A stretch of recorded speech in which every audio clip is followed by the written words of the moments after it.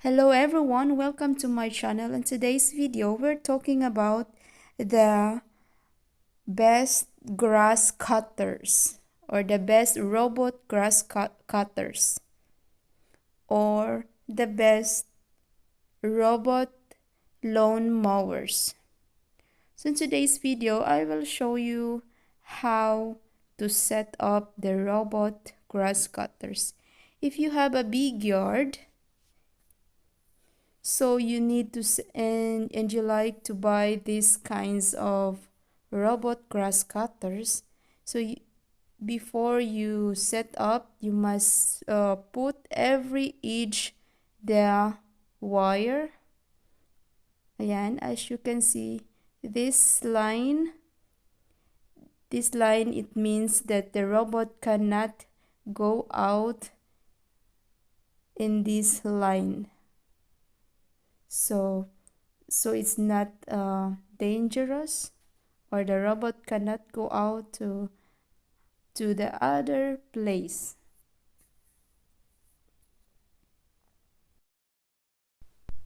So ayan guys, iikot-ikot lang yan siya sa garden. Hindi yan siya lalabas sa ibang bakuran kasi nga naka-set up na siya na every edge in the garden nakalagay na yung wire. Kung baga, yung wire na yan, na ibig sabihin hindi siya pwedeng lumagpas pa dyan. So kaya ganyan siya. Tapos kung gusto nyo, if you really like that your garden is really nice and if you like that your garden maintained a short grass, so this is the right choice. It's really nice and easy to do because you don't do anything. So the robot grass cutter must do every day to cut the grass to maintain your garden clean and short. Ayan siya guys. So makikita bumalik nyo, siya hindi kasi talaga siya lalagpas sa edge na yan. dito. Yung may wire. So dyan lang talaga siya sa loob. So kaya safe siya. Hindi siya lalagpas sa ibang bakuran. So ganun.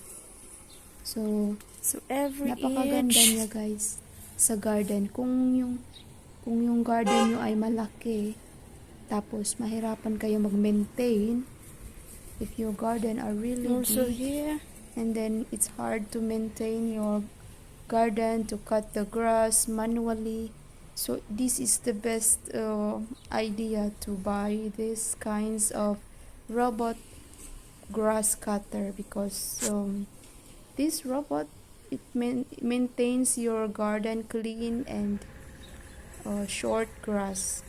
It's cut every day, once a day. It's depend on how you set up this robot grass cutter. And hindi mo siya makikita guys na nagka-cut siya ng grass. You didn't even see that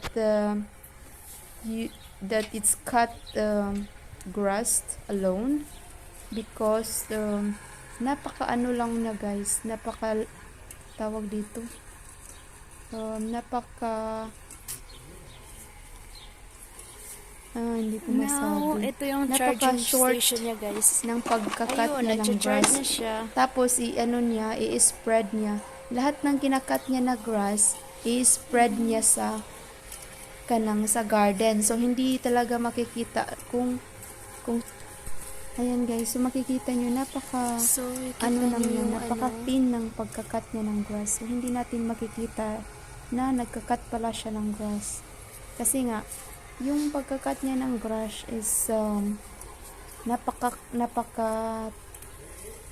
iksi.